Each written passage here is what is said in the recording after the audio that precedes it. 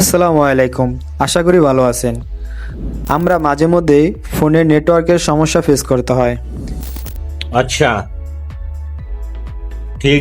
আমাদের নিকটস্থ গন্তব্য থেকে যখন কোথাও যাই তখন আমাদের ফোনে কথা বলতে নেটওয়ার্ক প্রবলেম হয়, অথবা অনেক সময় আমরা বাসায় ফিরলে আমাদের রুমে নেটওয়ার্ক কম থাকে, যার ফলে আমাদের কথা বলতে অনেক সমস্যা হয়। তো আজকে দেখাবো কিভাবে এই সমস্যাটি সমাধান করবেন। अभी मजा आएगा ना भिड़ो। ভিডিওটি দেখার পরে যদি আপনার ভিডিও উপকারে আসে তাহলে অবশ্যই চ্যানেলটিকে সাবস্ক্রাইব করে পাশে থাকবেন। তো চলুন ভিডিওটি শুরু করা যাক। তো আমরা প্রথমেই চলে আসব আমাদের সেটিংস অপশনে। এখান থেকে চলে যাব মোবাইল নেটওয়ার্ক এই অপশনে। এখানে আমরা যে সিমটি ব্যবহার করি সেই সিমটিকে এখানে সিলেক্ট করব। তারপর এখান থেকে পারফেক্ট নেটওয়ার্ক টাইপ এখানে ক্লিক করব। তারপরে এখান থেকে আমরা 3G সিলেক্ট করে দিন।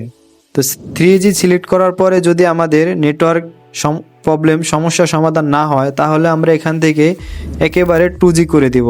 তো 2G করার পরে আপনি দেখবেন আপনার সমস্যাটি অবশ্যই সমাধান হয়ে গেছে এবং এটা দিয়ে 100% কার্যকারিতা পাবেন।